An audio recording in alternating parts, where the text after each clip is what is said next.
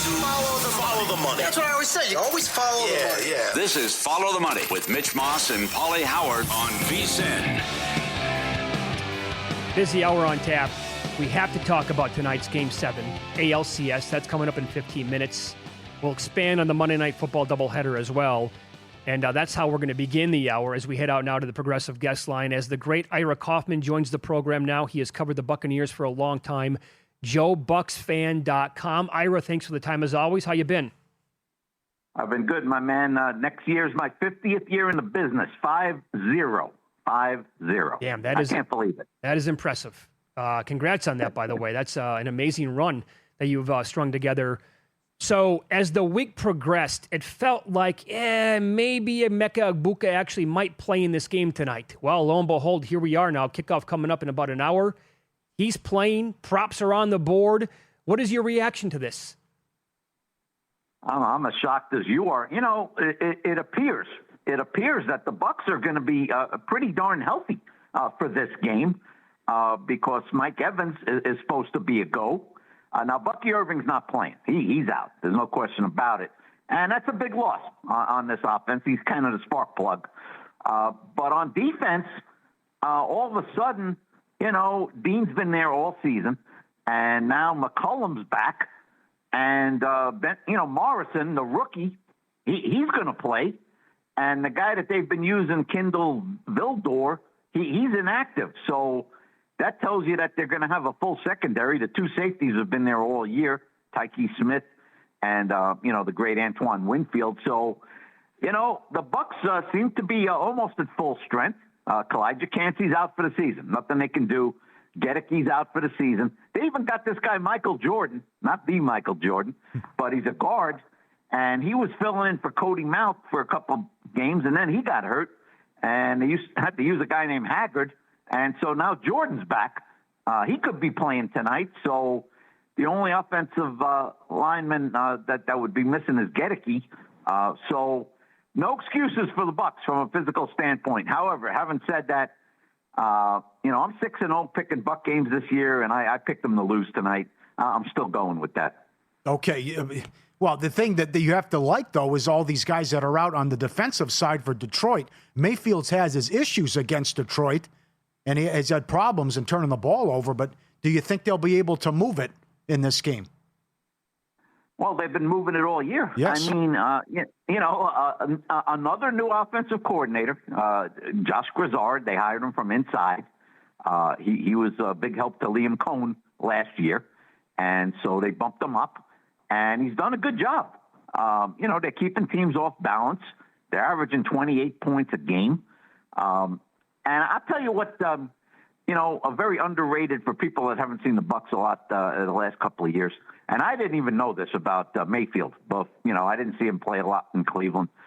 He's got an incredible knack on 3rd and 7 and 3rd and 9 and 3rd and 14 last week of running with the ball and being very effective and generating first downs. He's run 22 times. He's got 11 first downs. He's averaging 7.2 yards a carry. I mean, that's nuts. That's a little less than Lamar Jackson when he was playing. And I didn't know that Mayfield was that mobile with that kind of pocket awareness. And, you guys know that when, a quarterback does that, it's really a dagger on the defense because everybody's covered. It's 3rd and 14. And he pulled off a 15-yard run last week against the Niners. It was the biggest play in the game. Absolutely. 2 plays later, he threw a long touchdown pass to Tez Johnson. If they win this game, is he your MVP so far? He might be your MVP right now, the way he's playing. I don't think there's any question. I mean, they talked about cutting down on his interceptions last year, because he threw 14 or 16 interceptions. He's got one. He's got one in 6 weeks. And now playing a banged-up secondary in Detroit. Look, they're going to have to throw the ball tonight, the Bucs, because they ain't holding Detroit to 13 points. That's not going to happen. To me, the biggest challenge for Todd Bowles tonight is Jamar Gibbs on the swing passes, Montgomery on the little swing passes. They've had some problems stopping that. The first game of the year, 3rd play of the game, Bijan Robinson goes out in the right flat. There's nobody near him. he runs 50 yards with the reception. And that's been a problem in the flats all year. Levante David, while he's still good, very good, he's not 27 years old anymore. And sometimes it shows on Sundays. Sometimes.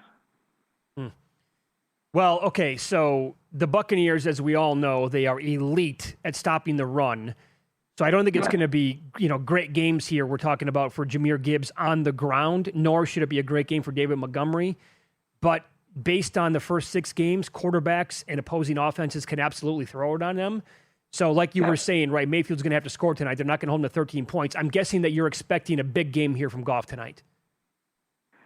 I think the whole key when you play Jared Goff, the whole key, you got to make him uncomfortable. If you don't, he's going to slice you up, and he's got the weapons to do it. I mean, St. Brown's about as good as anybody, maybe a notch below Jamar Chase. But the guy's really, really good. He's got 6 touchdown catches already. Laporta had an off year last year, but he's dangerous. When Goff's pressured, you can get to him. The problem is the Buck 4-man pass rush, it's not great. It's just not great.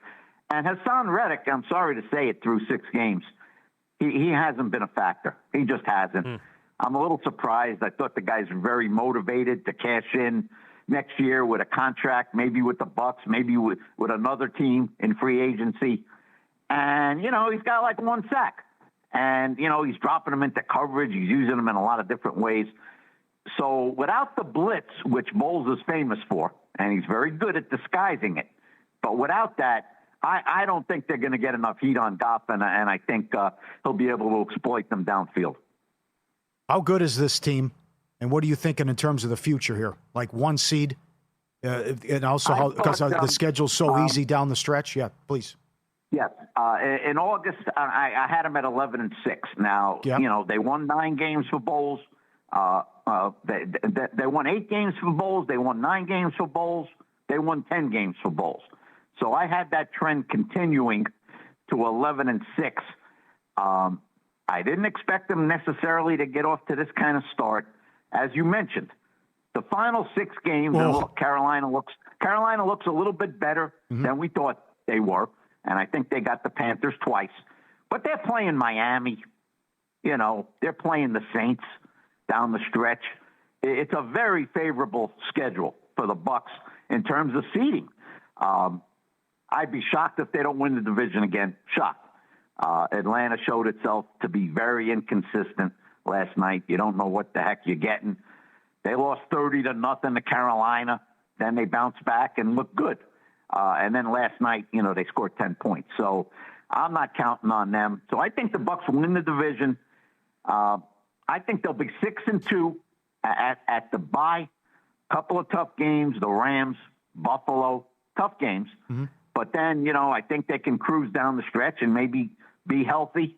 And that's why, to your original question, why would you kind of rush Mike Evans and Ibuka back in this game? It's a little baffling to me. But I guess they're going to trust they're going to trust the trainers. That they're going to trust them, and if the trainers clear them, they're going to play them. But to me, it's no catastrophe for the Bucks if they lose this game. No catastrophe. No, agreed with that. Ibuka's props, by the way, for tonight, Ira, think about this for a second. 4.5 catches, 56.5 yards. That feels pretty high for a guy coming, with the hammy here. It is, especially with Evans coming back. This guy, Tez Johnson, out of nowhere. I mean, a 7th-round pick. This guy light. He's got it rolling. He absolutely has it rolling. Morrison, the rookie corner out of Notre Dame, he played a couple of games, maybe week 3 and week 4, and he looked good.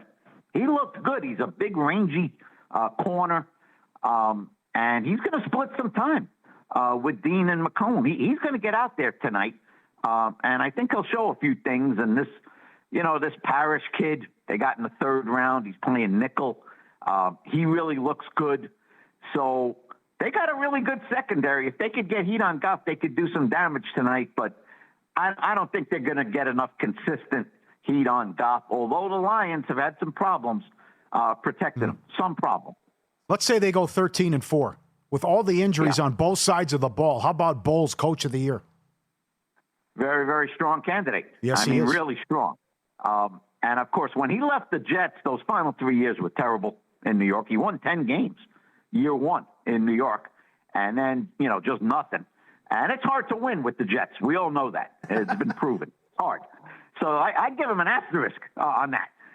He got a second chance. Not that many guys get a second chance. And he's flourishing right now. Now, look, if Indy keeps rolling, and that's a lousy division, we all know that. It's a lousy division. Every time you think the Jags are something, they fall flat. I don't trust the Jags, and I don't think you do either. I don't trust Trevor Lawrence. He looked good against the Chiefs, and then when he needs to make a play, most times he can't make it. He just can't make it. And of course, they were winning a lot of games at Jacksonville early with the turnovers, and that's tough to keep up. It's tough to sustain that. They were picking balls off left and right with short fields. So, if Indy keeps rolling and Indy wins 12 games or 13, Steichen's going to be tough to beat. He's going to be tough to beat.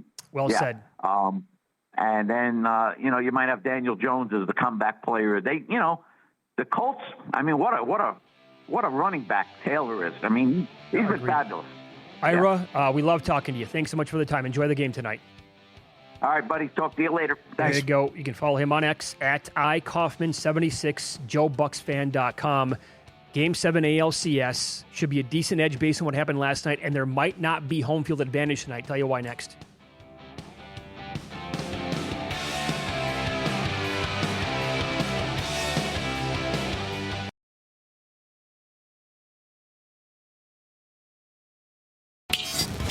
This is Follow the Money on VSiN. All right, so we'll tie in Game 7 tonight, ALCS being played in Toronto, along with the Monday Night Football doubleheader. And I bring it up because you have two teams from the same city involved, obviously, with the Mariners and the Seahawks. And yes, the football game is a little bit later on tonight, but this is very intriguing to keep in mind with the home field advantage that probably will not exist tonight for the Seahawks. And I'm saying that because Seahawks Sanders, our buddy, is sending me messages throughout the show today. His friend messaged him and said, hey, do you want to go to the game tonight for free, the Seahawks game? He said, can't do it. Got to watch the Mariners game, have the two TV set up like you're talking about. Have to. He is sending me screen grabs from social media and Ticketmaster and some other stuff. One example, section 114, good seats, right? $150 per seat, way below my season ticket holder face value. Willing to sell right now. Tickets 1, 2, 3, 4. You can have them. Fire sale tonight, Monday Night Football, $90 per ticket, 50%. Do you know that when the Seahawks hosted the Vikings and Packers like last year, those two fan bases took over? Thank goodness, I guess, for Seattle tonight, the Seahawks. It's not a more public team. Houston's not going to. They're not going to bring 30,000 people there. This is an excellent breakdown of the game. About how it's absolutely. They've never made the World Series. Ever. Here it is. Your comeback could be they're getting blown out, but it could be over early, especially how Kirby pitched the last time. But they've never made the World Series, and it's Game 7. And I'll tack on to that. It'll be a 5-10 first pitch. It's like you got to be at a bar. You got to have a 2 TV setup. Why in the world would you go to the game? Sure. So 2 Fridays ago when the Huskies played, I think it was Rutgers, that was in Seattle. Same time as a Mariners game. Now, the Huskies eventually blew out Rutgers, but I was sent video from like the concourse. It looked like the entire stadium was in watching the Mariners game on TV, not paying attention to the Huskies football game. Mm-hmm. So you're going to get crickets, pin drops, the whole thing tonight, potentially here from Seattle fans. Might be better off because they won 9 in a row on the road. So that could help them. Right. But that's a great angle here. And again, tough night for Seattle fans. And it's also, imagine if Seattle Mariners were at home tonight. But from the home angle here, I'm shocked by this. Game 7, the home team has lost 7 of the last 8. I can't believe it. Yeah. Now, everything flipped with Kirby. He had nothing. He let the whole city down in the organization in Game 3. 4 innings, 8 earned, 3 home runs. The place is up for grabs when Rodriguez goes deep and you spit it up and you were awful. I trust Bieber tonight. I don't trust Kirby. Kirby needs to have a short leash, and he will. You got Wu and Castillo behind him. I also hate the schedule. If I'm the Dodgers, I should get rewarded for sweeping the Brewers. Game 1 should be Wednesday, where my opponent is taxed and they don't have anyone to throw in Game 1 on Wednesday as they just played a 7-series war. That's outrageous. Mm-hmm. But Bieber was good in Game 1. I like his outs prop over. I have to play everything under with Kirby. Number one, the Jays don't strike out. We know that. It's heavily juiced to the under 3.5, but also the outs, as you mentioned. He's got to be on a short leash, and I don't have any confidence in Kirby here. The other thing is the bad luck that Seattle's running into.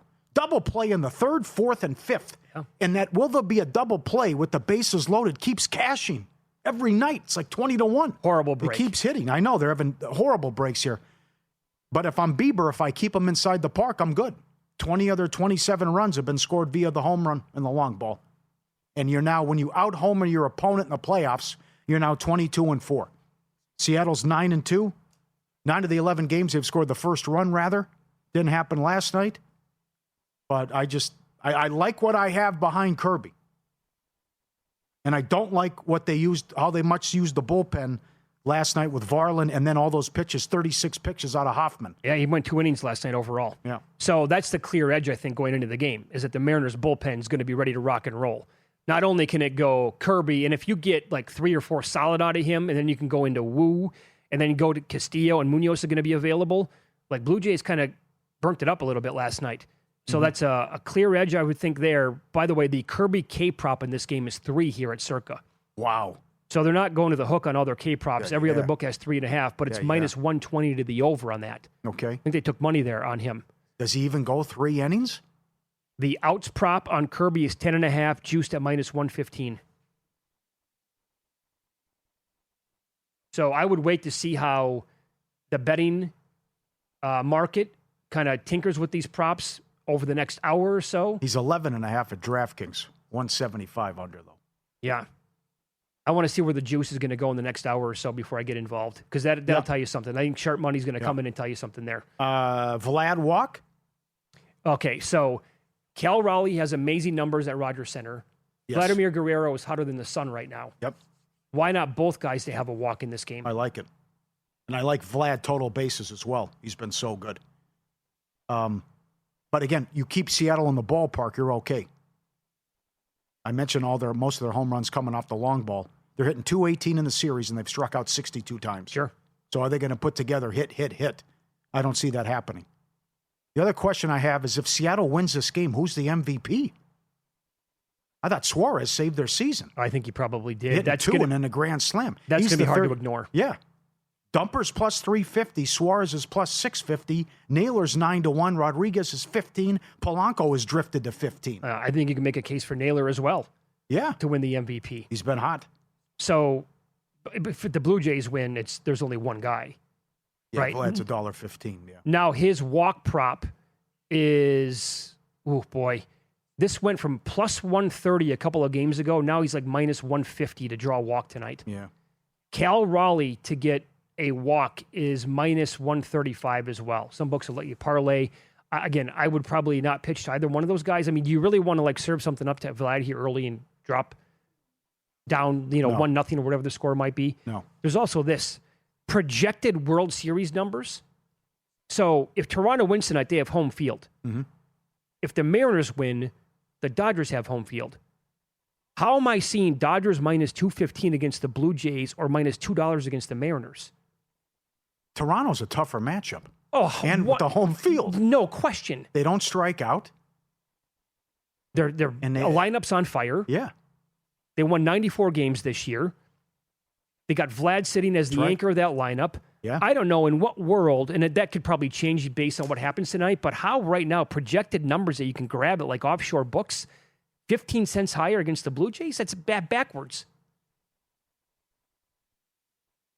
I'm with you. I don't get it either. I'm rooting for Seattle. Sorry, Canada. They've never made it here. They deserve it. It's a lot of lean years.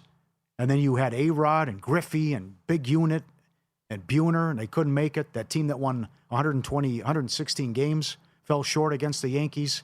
Never even been in a Game 7. Yeah, I mean, that's hard to believe, too. I'm right there with you. I got friends in both cities. So it's, it's very difficult, but it comes down to they've never made it before. And if you're, Paul, if you're like us, growing up in the 80s and the 90s, who didn't? I don't care where you lived. Who didn't root for those mid-90s Mariners teams? I mean, I went to school in small-town Wisconsin. Everybody loved Ken Griffey Jr. and Randy Johnson. How would you not? Mm-hmm. Like, they were absolute superstars back then. So, yeah, that'd be pretty cool to kind of like, you know, have the childhood paid off here one time for Seattle. I don't know. That number, by the way, is overall, I think the number on Toronto is actually kind of high. Because I think you're going to have to, like, Bieber's going to have a repeat performance. And then the Mariners are just set up tonight to throw everybody possible at them. $1.25 on the Blue Jays here. That's a big number, I think. Bieber 12.5 at DraftKings under -180. I guess it's the same thing, but you know, Scherzer and Gossman will be. They got Gossman ready too, so Gossman and Scherzer behind him if he gets in trouble as well. Yeah, it'll be fascinating to see how they handle this. But damn. Okay, 2 out of Kirby, a little bit of Wu and a little bit of Castillo, and I'm good. And I can turn it over to Munoz. That's what I can do. But this is a big opportunity. Kirby has got to respond and atone for what happened. The whole series flipped because of Kirby. He was so bad in Game 3. Right. I thought the series was over, and it's only happened 4 times when you've lost 3 times rather when you've lost the first 2 games at home and you come back to win. You know what? Let me go back. He gave and him look at nothing. that. He was awful in that game. When did the Blue Jays really get to him? Okay, here you go. They got to him in the 3rd inning of that game. Yeah. He gave up 5 runs. So think about this tonight with the outs prop at 10.5 or 11.5. If the coast is clear and he gets, 9 up, 9 down, are they going to want him go out there and see the lineup for the second time? Yeah. The top of the order? Yeah, you're right. Not after what happened in the last game. I'm not so sure about that. I think maybe the under on the outs prop is the way to look for him. Unless it's a comfortable lead. Well, unless they get something off Bieber and he has some breathing room. Because that's what they gave him in Game 3, and he spit it up. It's just to be up 2-0 in the 3rd inning, all hell breaks loose, and you give up 8 earned. Mm-hmm. Terrible. Let the whole city down. You had it. Oh, they just... Series would have been over. Sure it would have been. All right. Up next, more on the Monday Night Football doubleheader. We told you about the home field, maybe disadvantage tonight for the Seahawks based on the Mariners playing and nobody really wanting to go to the game. A team in action tonight is also 8-0 straight up in this spot, winning on average by more than double digits. Find out which one next.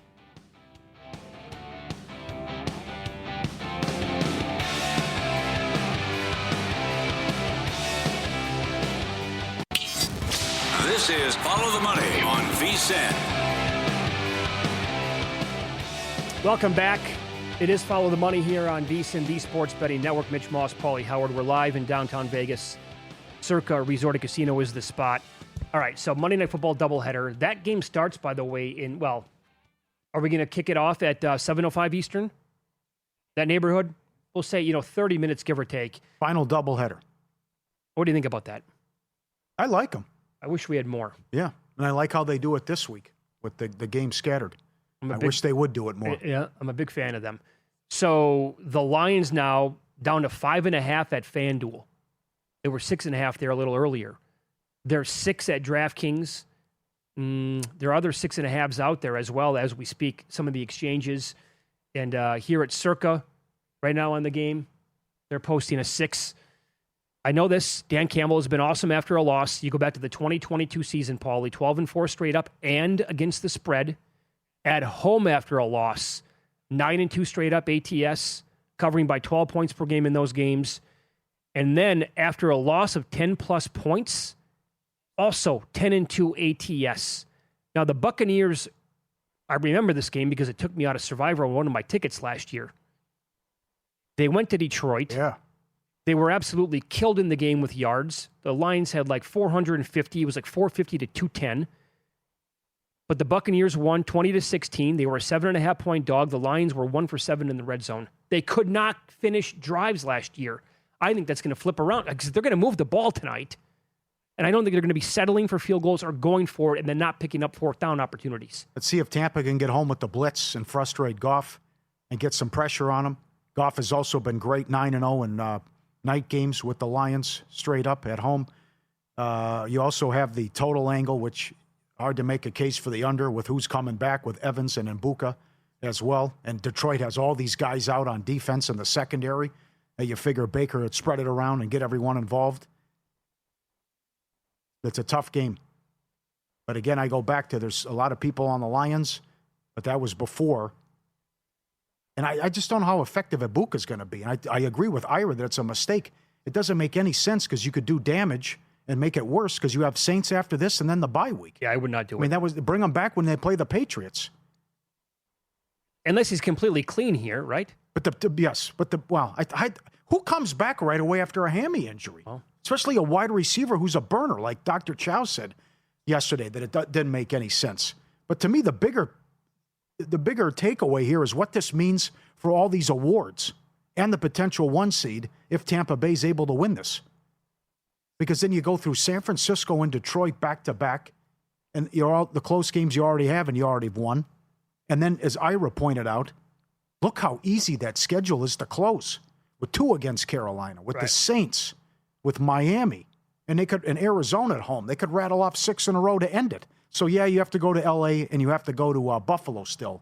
But if you're able to get this one, I mean, the MVP talk, Coach of the Year, Offensive Rookie of the Year, it's all right. 1 seed, 10-1 before the season. I mean, look at that. Look at how the back of that schedule sets up. You already beat Atlanta on the road. You would close Arizona, New Orleans, Atlanta. Wow, 3 straight at home. Wow. And then you get Carolina 2 times out of 3 weeks, and you get Miami. I mean, there could be a lot of wins right there at the end if they can survive this, and even imagine they pull the upset, and you could go into the bye 8-1. That'd be incredible. Let me ask you this.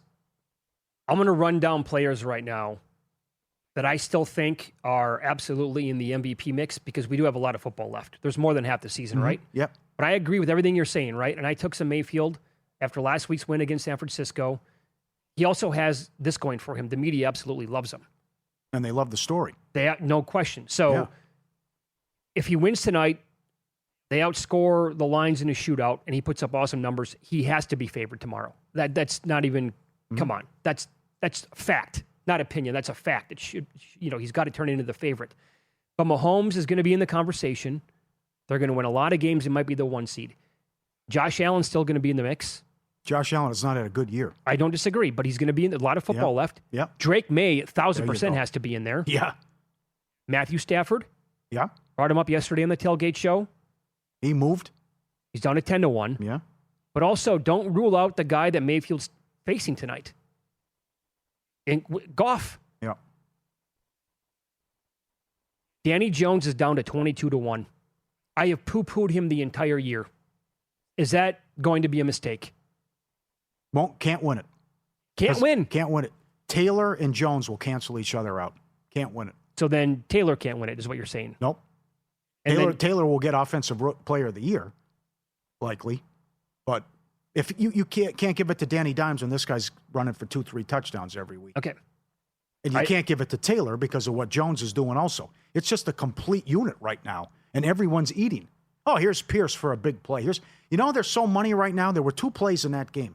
It's 3rd and 10, and they were so like the last play of the game. Yeah, they were so confident. It's like, no problem picking this up 3rd and 10, piece of cake, and then hitting Pierce and then hitting Warren and just going shotgun and throw. There was no way the Chargers were stopping them at all yesterday. I saw a tweet today that they are averaging the most points per drive going back. I can't remember how many years it was. It was like 50 years. They're averaging. Think about this, Pauly.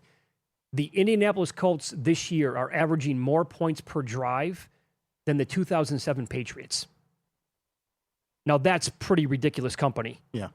I'll throw out. Okay. Wow. Jordan Love, he's not winning the MVP. Dak Prescott? Yes. Don't disagree. And then after that, I can't really find anybody else unless you want to throw Lamar Jackson in the mix. No way. He comes back and they go undefeated the rest of the way? Win the division? No. What about Sam Darnold? No. Okay. Then I can't go any further. No. There's no way I can go down the list anymore. It's good. So you're down to like 8-9 guys. Yeah. A great game tonight. Huge implications tonight. And the late game, all good points about everyone's going to be watching the Mariners. But why can't they win home games? Why are they so bad at home? And they're road warriors as they've won 9 in a row. Going to be hard for Houston to move the ball. The poor offensive line, although they come in with the winning streak and off the bye. First things first, can you slow down JSN at all? plus 750 at DraftKings to break the record. All time for receiving yards. Last 2 games, 8 for 132, 8 for 162. And, of course, OptAI, our prop projections, they love him over again. Yeah. And why not? And they love Darnold over again as well. Why not? This is also a great story, what he's doing. But they're 3-6 their last 9 at home. I think it's a big Fairbairn game. I think there's a lot of field goals. I like our guy, Ryan Kramer, giving out Barner, first touchdown at 16-1. And I also think it's a low-scoring game. Fairbairn at Caesars is 1.5 field goals over 106. Great price. 14-3 overrun. Should be at Caesars, 15-2. he's 106? Yeah, it's a great price. I'm grabbing that right now. Yep. So it's tough because I don't like the spot. Houston's off the bye and Seattle's off the huge win. The defense was so good and shut down Jacksonville. And I also don't like how bad they've played at home and how good they've been on the road. But I think I'd have to look under here like a lot of people agree. I'm surprised it hasn't moved. I think 41 might be too high. Well, let me give you some numbers here, some trends, and if they mean anything to you. The Seahawks have played 8 games with totals between 35.5 and 42 points under Mike McDonald. Yeah. You ran this down earlier. Yeah. I'll bring it back to the new part of the audience. 8-0 straight up with an average victory of 11.3 points per game. So, good, bad, kind of clunky offenses, good defenses. They take apart those kind of teams. There's also this. There's a lot to this one, Pauly, so bear with me. Since 2021, teams that are off 2 straight wins of 14-plus points, playing in games with lines of +3 to -3, are 12-32 ATS. You're up almost 19 units. Also, road teams playing in games with lines of +3 to -3 off double-digit road wins are 24-52 ATS after the first month of the season. That is all anti-Houston. But I get that, right? They've outperformed. They outkicked their coverage the last 2 weeks. They were awesome. And now it tells you that they, won by margin, winning by those 14-plus points in 2 consecutive games, and they come back to earth when they're taking on a team that's supposed to be more competitive the 3rd time in a row. Like, you can't play above your head that many times straight. That's what history tells you, I guess. That goes back to 1983 again. I do think Collins can eat. I don't think they'll be able to contain Collins. He should have a game. But I don't think there'll be anything. Nick Whalen liked him earlier when he joined us. Yep. And until you lose, I think you have to keep coming back with JSN and trust these projections and how these big game after big game after big game. Yeah.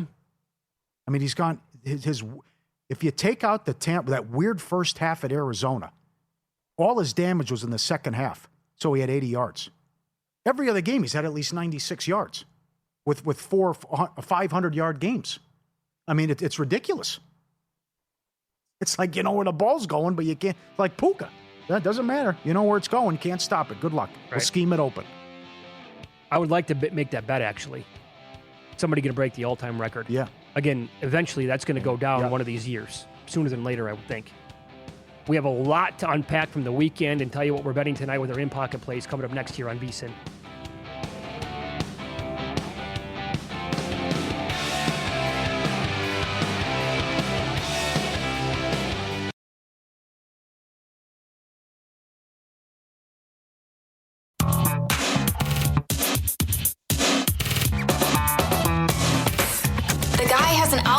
To determine the winner of any given college basketball game. Someone gives you 10,000 to 1 on anything. You take it. Take it. Take it. I bet you $20 I can get you gambling before the end of the day.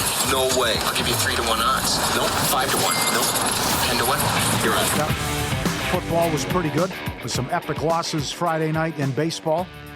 The bad move with Commanders and all the injuries. Drawn dead there, especially with the line movement. Dallas went off the favorite and crushed Washington. And, of course, at insult to injury, Daniels leaves with an injury. And who knows when he's coming back. This was good. It took a while. Hunter had 100 yards. He was plus money to have 50 as they're throwing the whole second half. Drive after drive after drive into Rams territory that resulted in nothing. Incredible. Louisville, ice cream, plus 13.5. Forget about getting 14. came all the way down. Yeah, oh yeah. 14-0 Louisville right away. A Cristobal special and Beck 4 picks. Louisville outright, plus 380. UNLV Boise over, flew over, got over in the third quarter. 63.5. Boy, the Rebels can't stop anything. Fields over. He was rushing yards, no good, pulled. He was pathetic. Quintana couldn't make the third inning of Game 4. And Ohtani had been hitting 208 as a pitcher. When he pitches, rather. And an iconic, once-in-a-lifetime performance as he strikes out 10, 6 scoreless. Another prop that almost cashed, would he go through 5 no-hit ball? That was a big price. He gave up one hit. Cheerio had the double off him. So all the Ohtani props, no good there for Friday night. Incredible to watch that and what transpired. We're going Vlad over total bases, 2, minus 110. Kirby under strikeouts, 3.5. I got the late game under 41.5, Houston and Seattle. Fairbairn over 1.5 made field goals. Shop this. For whatever reason, Caesars has incredible odds on this guy. As low as $1.06 earlier in the season, plus money, while other books were sky high on him. He missed a long one against Jacksonville. If he made that, he'd be on a 15-2 overrun. In any event, it's a 14-3 overrun. And I like the Broncos Sunday against the Cowboys, laying 3. And again, if I know Dan Campbell, like I think I know Dan, he'll want to stick it and give the league the middle finger tonight. I'm not even talking about razzle-dazzle and saying that's how we do it. You're not going to get us this time. Maybe even a sneak. Let Goff eat. Anytime touchdown, Goff, 15-1. Good luck. Hi, Pauly. I'm surprised that you're not on a couple of props tonight in the NHL. That goalie from Montreal's going again. Yeah, and he's allowed the first goal in like 17 out of 19 games. It is Buffalo, though. Yeah, that's very true. I would play that. That's still playable. Yep. Buffalo to score first tonight, coming up in half an hour. Yeah. All right, so the Browns. Oh, the Knights. You're right. I want to go. I'm thinking about first period over. Every in that Knight's home game has gone over. Yeah, a ton of goals. Yep. Yeah, they're crushing Sorry, it. I forgot it. Yep. And that is like minus 130 right now. So I'm probably going to bet that one as well. Browns money line, 4 units on Sunday against the Dolphins. That was a winner, and it, thank God, was a rocking chair winner. 4. I wish they were all that easy. And look, again, it's very difficult for me to love an NFL game very often. Tough sport to beat, obviously. Just there's so much to hate about this Dolphins team right now. Giants +7, that got there. How about the move on that game? I couldn't believe it. And it was happening in real time yesterday on the Pro Football Tailgate show. Like, oh, this looks like I'm on the wrong side of this one. Nope. So that was the winner. Rams-Jags, that almost went over. That would have been a horrible beat. Horrific beat. Hung on for the win. Would have been. The teaser last night. Yeah, you talked about this earlier in the show. That third and long, the pickup to McCaffrey. Yeah, can't happen. And then, look, I know I had... Cost you, because they kicked the field goal, go up 6. You're not going to... You got it. 100%. You got it. Right. So, the Falcons' leg was a loser. The Colts was the winner. Now, I will say this as a guy who, watched football my whole life here, but I will admit that I had a bet on this. Am I wrong in suggesting that some of those hits to, like, the legs of Penix, lower body, that kind of stuff, if that's Mahomes, that's a flag every time? Yeah, that's Brady, yeah. Brady, Mahomes, yeah, right. Also, get him out of the game. Put Cousins in. Yeah. He couldn't handle the blitz. He was hurt. He was compromised, and it was only going to get worse. They should have put Cousins in. Agreed, Pauly. Kyron Williams, that was a loser over 16.5 receiving yards. But Jackson Dart, not even close to 38.5 rushing yards. That was a winner. The Broncos defense, man, every time against mobile quarterbacks. Bet that dude to go under. So good weekend in football. Tonight, pending. Woody Marks over 2.5 catches, plus 134. Bet that last week, over 12.5 yards as well, minus 115. That's been on the ledger. And additional plays. If he beats me, he beats me. But I'm betting Egbuka under 4.5 catches, laid 48 cents on that one, and under 56.5 yards, minus 130. And the Texans team total was minus 103 when you told me about it for field goals. Over 1.5. So it keeps coming down. There's like a 50-cent difference if you look at other books. I saw he's minus 147 at another book here in town. He's like 170 offshore. Yeah. Sports Equinox is here. NBA tomorrow. All 4 major leagues in action at the same time. Let's celebrate with a great special. Sign up now. Get full VSiN Pro access, everything we do through May 1st, only $120, less than $20 a month. Every best bet, every host, every guest. Good job, Meat Man, with the winner today. The under in soccer. DraftKings betting splits, Circa betting splits. The AI-driven prop projections that love Darnold and JSN over again. The matchup tools. The 24/7 video and on-demand video. College basketball guide coming out soon. Won't last long. Limited time. VSiN.com/subscribe. As high as $1.50 at BetMGM Fairbairn to go over 1.5 field goals tonight. You are right how great the NFL season has been, and running down the list during good, the bad, the ugly, and the epic collapse by the Giants. But these awards markets are also fascinating with what could move and what could happen tonight in this Monday night game. But I just can't. I still think it's stupid if you bet Dart to win Offensive Rookie of the Year. As do I, yeah. They're going to lose a ton of games. There's a lot of losses coming. I'll say it that way. Dable could get fired, and the injury factor, how he runs so much. But then again, Scatterbo has another good game, and he drifts out higher. Now he's 22-1. I don't get it. Okay, so if you had a vote right now, it'd be right. It said Buka. Well, no, but I'm saying would you think about voting for Dart today ahead of Scatterbo on his own team? No, I wouldn't either. No, I would lean towards Scatterbo for sure. Now, I get it. He plays the quarterback position, balls in his hands on every play, yada, yada, yada. See, there was a great article on ESPN.com. And while he's been good, he struggled against the Chargers. That's going to happen. Fine. But a lot of the stuff of what he's doing is locker room and chemistry related, and just bringing in this chemistry and also this new enthusiasm. And they also couldn't stand Wilson. Yeah, the likability factor here. That well said. You read the comments from the locker room about, hey, we beat the Eagles, we beat the Chargers, now we have hope. We had lost 18 of 22. We had lost 8 straight games in the division. These guys come in, and Cam gets credit for that as well. It's we believe now, and the kid has that it factor. That was such a kick to the breadbasket loss. I mean, for those of you holding 5.5 over on the win total for the year, I feel sorry for you. It also ruins the season. There's still a chance. There's a chance. If you can beat the Chargers, Eagles, and Denver right in a row with this young quarterback, you can think playoffs. It's not crazy. Oh, Paul, if this team made the playoffs, how dangerous would they be? Would anybody want to play them? I don't think so. By the way, there is this too. I don't know, man. Vladimir Guerrero walked in to the stadium tonight. He's wearing an Austin Matthews jersey. Oh, no good. Jinxed himself. That's not. You don't want the Maple Leafs can never win a game 7. Yes, you don't want the Maple Leafs rubbing off on you going into this game. I think our buddy Joe Osborne tweeted this out earlier and said, "What's he do? It should have been a Joe Carter throwback jersey." Yeah, that would have been a good move. Austin Matthews now. Oh boy, the stank of that organization. Could you? I cannot believe the home teams lost 7 of the last 8 game 7s. I was shocked by that. Yeah, the home field hasn't meant much at all. Yeah. Clearly. Won this series, too.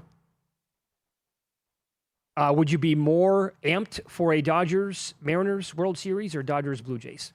No, they're both fine. There's more intrigue with Toronto. I don't give Seattle much of a shot. Yeah. I said this last week. Toronto doesn't strike out. Toronto would present more problems for the Dodgers starters, and then Toronto would have home field. Yeah. At the beginning of this month, I said, we're going to fast forward to the end of October and say, how do we not have Dodgers in pocket? FanDuel posted 7-1. I'm like, we got to take that number. And so to go over something I also brought up last week, if the Blue Jays make it, I'm going to find a way to hedge because I'm scared of this Blue Jays team. All right. If the Mariners win tonight, I don't know if I'm going to hedge off the Dodgers. Unsung hero tonight? It's got to be Big Earn. No doubt. Clement could do something. He's had a hell of a series in playoffs. I'll say it's going to be Wu or Castillo. I like it. They got to get in early. All right, we're going to hang out with the fellas on VSiN Primetime as the Monday Night Football doubleheader is about to start.